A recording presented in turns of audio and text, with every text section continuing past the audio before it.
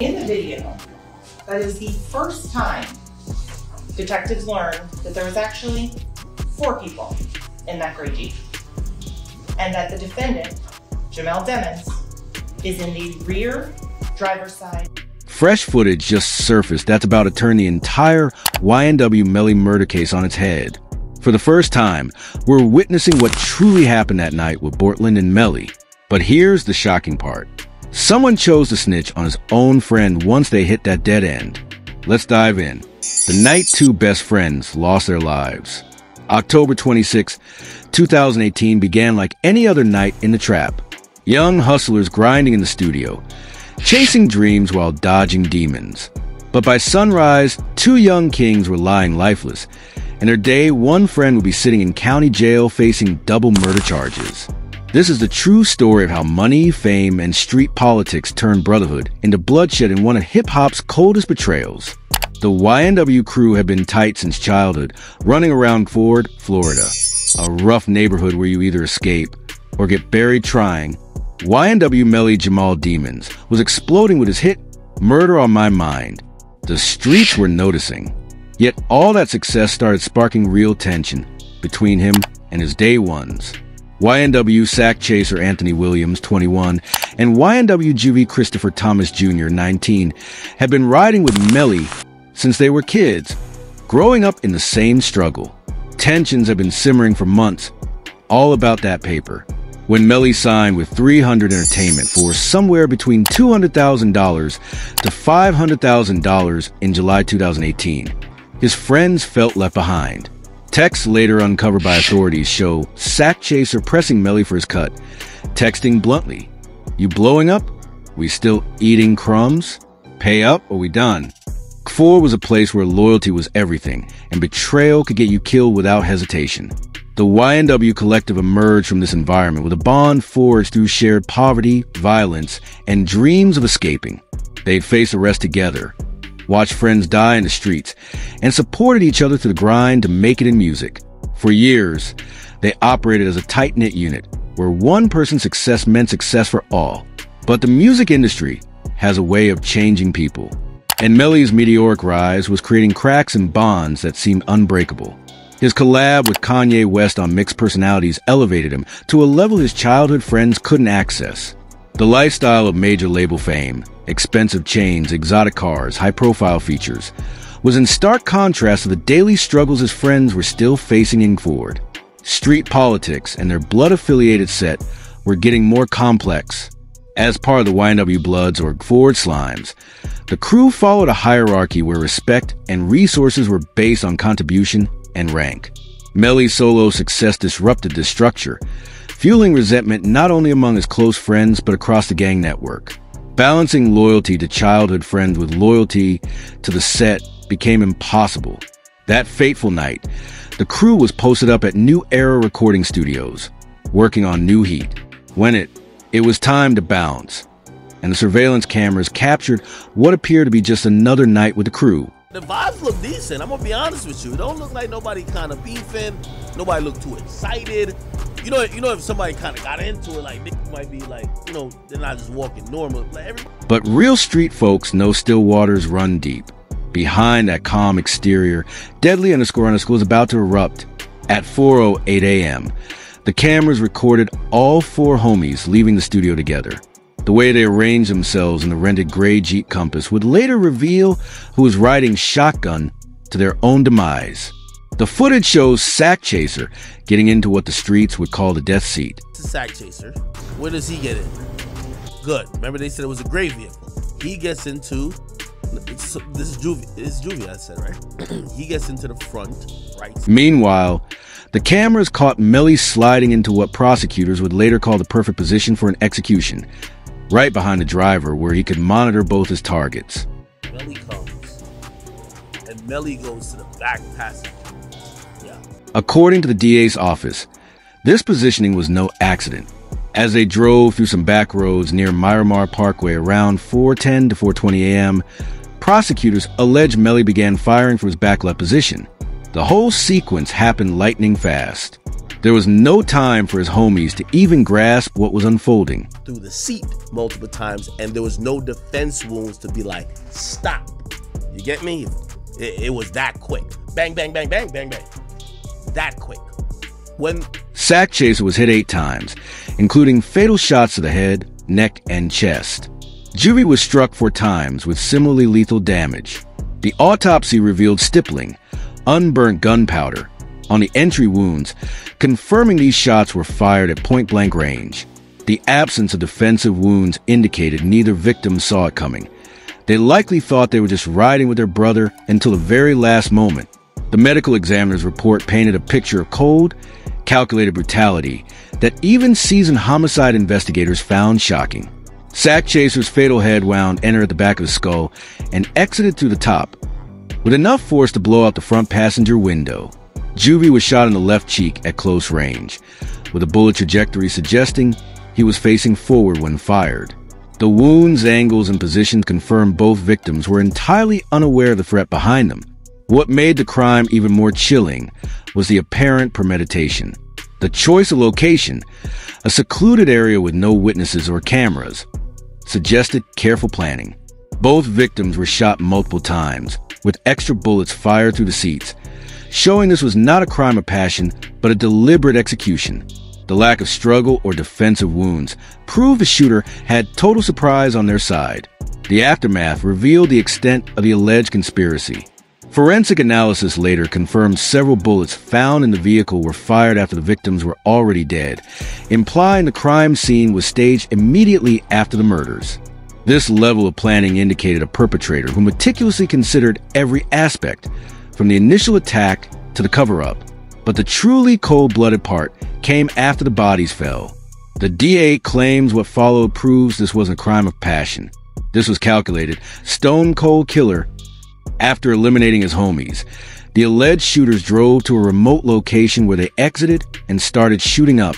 They were shooting at the whip from the outside. They used a different piece to make it appear like some random person had carried out a drive-by. To stage the shooting, because they believed people were already dead, they hopped out the car and then they shot up the car afterwards, and they believed those bullet casings they found at that spot was a 40. At 4:35 a.m., YNW Bortles arrived at Memorial Hospital Miramar with 2 bodies in the car. He stayed as cool as a cucumber while telling doctors and cops they'd been hit in a drive-by, but Mellie was nowhere to be seen. Allegedly, he got picked up from wherever they staged a fake shooting, leaving Bortles to drop off the bodies and sell their underscore story. The prosecution's smoking gun came from social media. Once news of the murder spread, people started hitting up Mellie to check if he was okay. When one homie asked what happened, prosecutors say Mellie's reply was ice cold. Mr. Demmons responds very succinctly, "I did that." 2 words, "I did that." The DA would later argue this was nothing short of a confession to murdering his own day ones. The motive, according to the streets in the DA's report, was that toxic combination of money, jealousy, and gang politics that has destroyed more crews than the feds ever could. Mellie's rise had created serious financial tension within the squad. While his success threatened the hierarchy in their YNW Bloods or Ford Slimes, all 4 homies were fully plugged into the set. And when bread and loyalty clash in the hood, someone usually ends up in a box. The most underscore part is how tight these underscore really were. Mellie had literally tattooed their names on his face while they were still alive, proving to the world these were his ride-or-die brothers. These weren't random ops or street rivals. They were childhood homies who grew up together, dreamed of escaping the hood through music, and had each other's backs through all the underscore. The bodies weren't even cold yet when detectives realized this wasn't just another hood drive-by. The evidence they were about to uncover exposed a cover-up so elaborate it nearly succeeded, and revealed how far someone would go to eliminate the people who knew them best. The investigation that revealed everything. What started as a routine hood shooting case escalated into one of the most complex forensic investigations the state had ever seen. The emerging evidence pointed to a next-level criminal mastermind, a cover-up so sophisticated it nearly fooled the entire system. When Miramar PD arrived at the hospital, they secured the Jeep and began questioning Bortles about the events. His story was textbook street, They were heading back from the studio when unknown shooters pulled up and started letting off. But when detectives verified his account, they found discrepancies that left them scratching their heads. They sit and they walk side by side for an hour, that mile-long stretch, looking for evidence of this drive-by. Because evidence is the remnants a crime leaves behind. And in this case, the lack of evidence is very important. The detective shut down the entire stretch of Miramar Parkway from 160th to 172nd Street. They walked that mile-long strip for an hour, searching for any trace of the alleged shooting. They found nothing. No shell casings, no broken glass, no bullets, no skid marks. When they expanded the search to another mile, the result was the same. This was extremely suspicious. Considering the Jeep had 16 bullet holes, a shattered rear window, and 2 shot-out side windows, the lack of physical evidence at the supposed crime scene was not just suspicious. It was nearly impossible if Bortles' story were true. Drive-by shootings, especially ones with this much gunfire, leave behind a trail of evidence. Shell casings from the attacker's weapons, glass fragments from windows, bullet impacts on nearby vehicles or structures, and tire marks from evasive maneuvers or rapid acceleration. None of this was present for investigators experienced in hundreds of similar cases. This was a major red flag. What made the absence of evidence even more telling was the extensive damage to the Jeep itself. With 16 clearly visible bullet holes, including shots that shattered multiple windows and penetrated the vehicle's body, there should have been significant traces at the scene. Some bullets had trajectories suggesting they passed completely through the vehicle, meaning they should have struck the roadway, guardrails, or surrounding foliage. Yet, none of this was found. The methodical search by crime scene technicians revealed another critical clue. The pattern of glass fragments around the alleged shooting site did not match a highway attack. When windows are shot out in a moving vehicle, the glass typically scatters based on travel direction and angle of impact. The total absence of glass at the identified location suggested the windows had been shot out elsewhere. The breakthrough came when investigators decided to trace the crew's movements backward like seasoned detectives. They tracked them back to New Era recording studios, where cameras were everywhere. The footage they uncovered completely flipped the script. Video. That is the first time detectives learned that there was actually 4 people in that gray Jeep, and that the defendant, Jamel Demons, is in the rear driver's side. Bortles never mentioned that Mellie was in the vehicle. Now, authorities realized there was a missing victim who should have been shot too, unless he wasn't really a victim at all. Surveillance footage exposed several other inconsistencies in Bortles' story. The timestamp showed the group leaving the studio at 3:19 a.m., not the earlier time he had claimed. More importantly, the cameras captured all 4 men exiting the building with a calm, relaxed demeanor. There was no tension, argument, or concern for their safety, behavior that would be expected if they thought they were being followed or targeted. Interior studio cameras also provided crucial context about the group's activities that night. Footage showed the 4 men working together on music with no visible conflict or disagreement. Their body language and interactions were normal throughout the session, contradicting any theory that tensions had escalated to violence. This evidence would later be key in disputing claims that the murders resulted from a spontaneous argument or confrontation. Perhaps most damaging to Bortles' credibility was his failure to mention Mellie's presence in the car during initial police interviews. This wasn't a minor oversight. It was a fundamental omission suggesting deliberate deception. Investigators realized that if Bortles was lying about who was in the vehicle, he could be lying about everything else that night. The investigation then went high-tech. Cell phone data provided an unprecedented view into every move and communication of those involved. The digital footprint left behind would prove more damaging than any witness testimony. Because at that location is where the cell phones of Christopher Thomas, Anthony Williams, and Jamel Demons all line up at 4:02 a.m. At that point, afterwards, Mr. Demons' phone tracks with the 2 victims until about 4:20. Cell tower data revealed that all three phones, Mellie's, Sack Chaser's, and Juvie's, were at the same remote location near US 27 and Penrick Road at 4:02 a.m., right when the murder supposedly occurred. For 18 minutes until 4:20 a.m., all three phones moved together. Then Mellie's phone split off while the others headed to the hospital. The precision of the cell phone tracking provided a minute-by-minute reconstruction of the group's movements that night. The phones showed the vehicles traveling together across Interstate 595, then separating at the intersection of Miramar Parkway and 184th Street. One vehicle continued to Sunset Lake's gated community, where some associates lived, while the other headed north toward increasingly remote areas. The digital evidence revealed even more sophistication.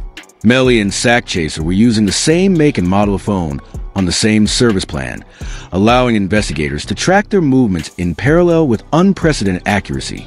The data showed both phones traveling together to the remote location of the alleged murders, staying there during the critical time frame, then separating, one back toward civilization, the other to hospital. Beyond location, the phones revealed vital health and activity information. Mellie's phone recorded step counts.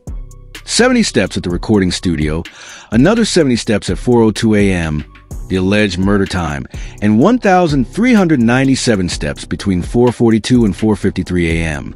This suggested significant physical activity during the window when he allegedly arranged to be picked up from the crime scene. Ballistics evidence further clarified the setup.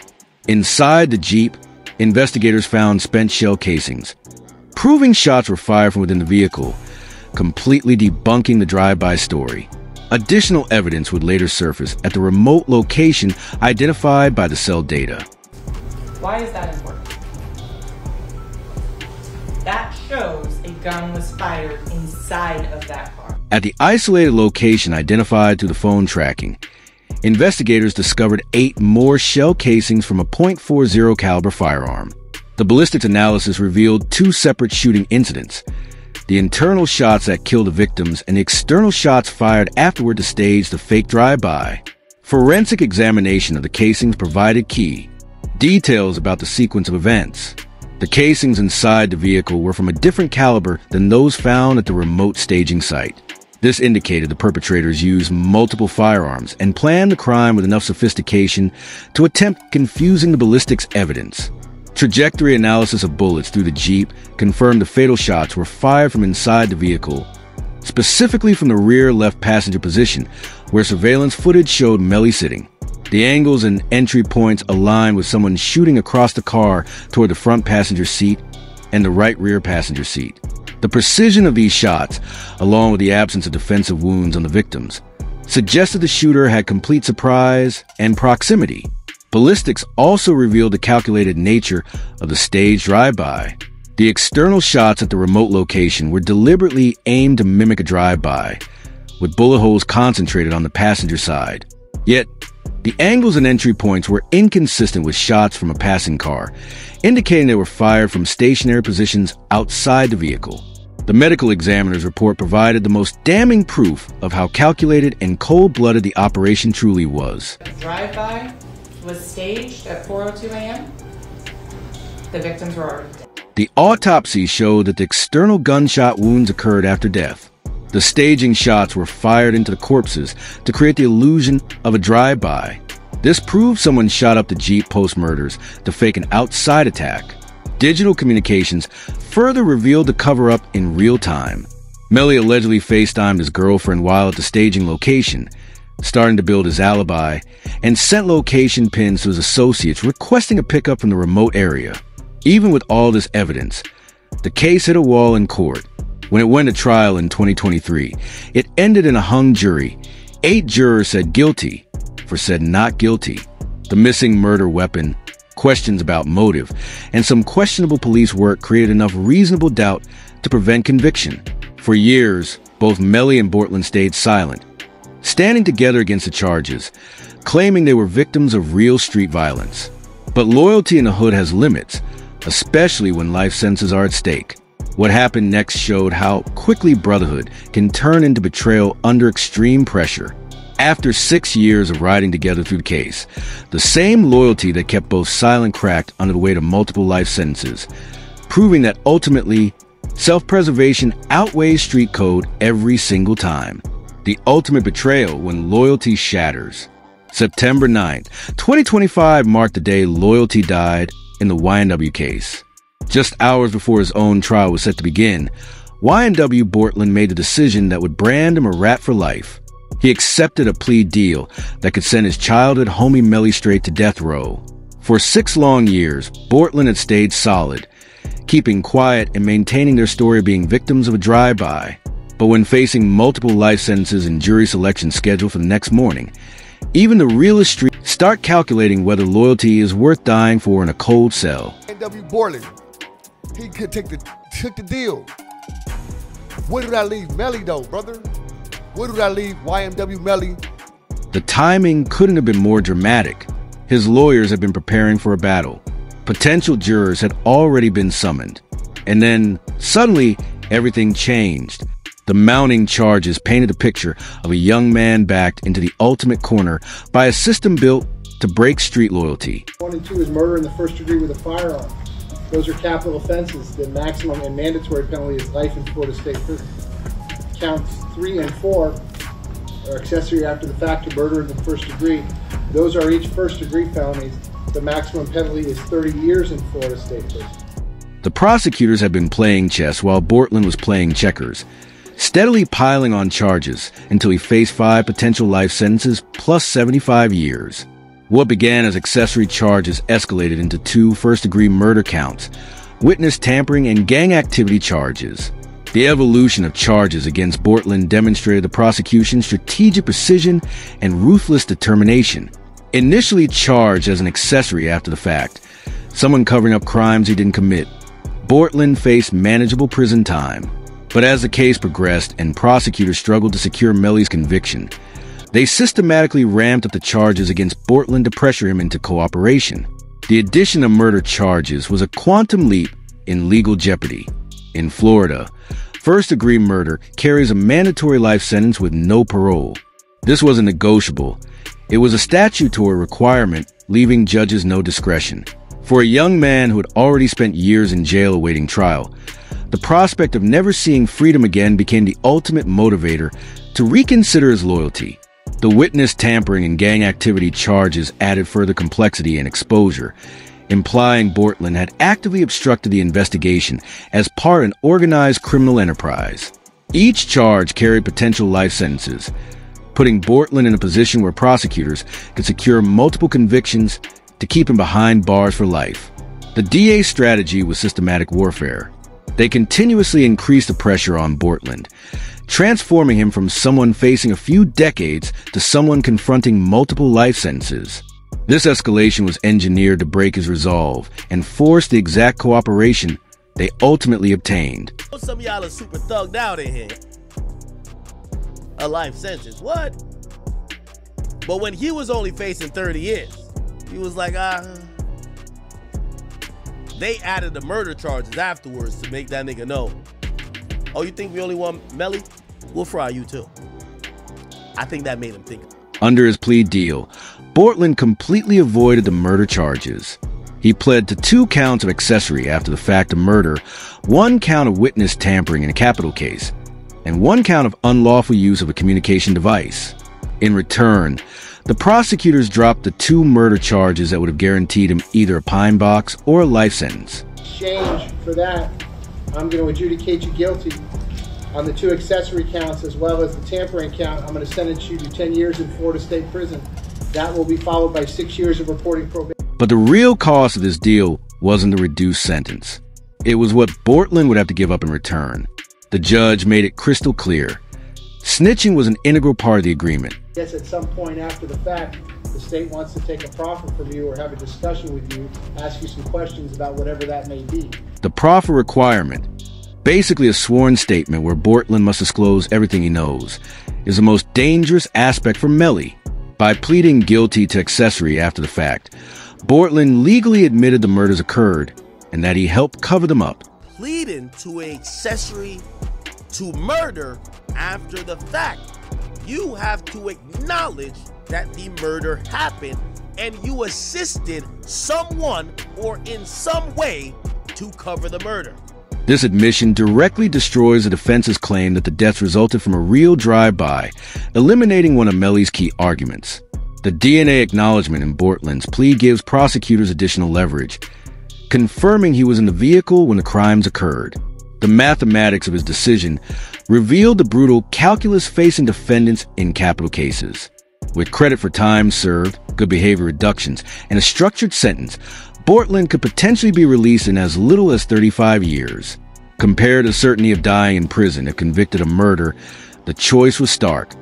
A few more years behind bars versus never seeing freedom again.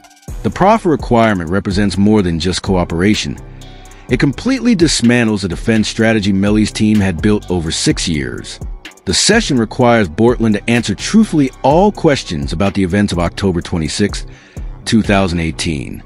Any lies or omissions would void the plea agreement and expose him to the full weight of the original charges. This creates a strong incentive for complete honesty, no matter the impact on his former friend. The legal structure of the proffer also protects prosecutors from claims of coerced testimony, because truthfulness is mandatory and the deal can be revoked for any deception. Bortles' eventual testimony will carry the weight of sworn statements made under penalty of losing his plea deal, giving prosecutors confidence that the information he provides will be reliable and legally defensible. After years of standing together against the charges, the pressure of potentially spending life in prison finally shattered their bond. Street code says you never fold, but when staring at dying behind bars, even the hardest street, start thinking about self-preservation.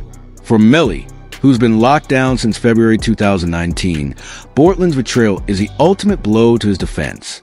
His retrial, scheduled for January 2027, will likely include Bortles' cooperation and inside knowledge, providing prosecutors with the insider information they have been missing. The case has revealed the harsh reality of how the system can break street loyalty. Mellie's legal team has been vocal about maintaining his innocence and highlighting the tactics used against Bortles, arguing that an innocent man is being railroaded by prosecutors determined to secure a conviction at any cost. I didn't kill his two best friends. Like, come on. Like, we go through this every time with us, culture, being black, artists. Y'all know we talk. Mathematics of Bortles' situation illustrated a stark reality for defendants in capital cases. With years already served and the possibility of dying in prison, the calculation became simple. Loyalty to a homie versus freedom to see his family again. The toll of years behind bars is visible on both defendants. When Mellie appeared for a bond hearing, the effects of prolonged incarceration were evident. He looks defeated, man. It's been 7 years, bro. It's been 7 years. He looks defeated, bro.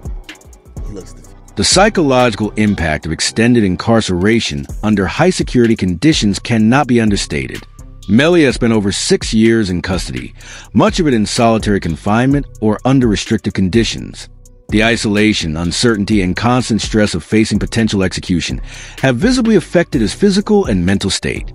Legal experts note that these conditions themselves can act as punishment even before any conviction is obtained. Thanks for watching. If you enjoyed this, keep the adventure going by clicking on one of the suggested videos on your screen for more amazing content.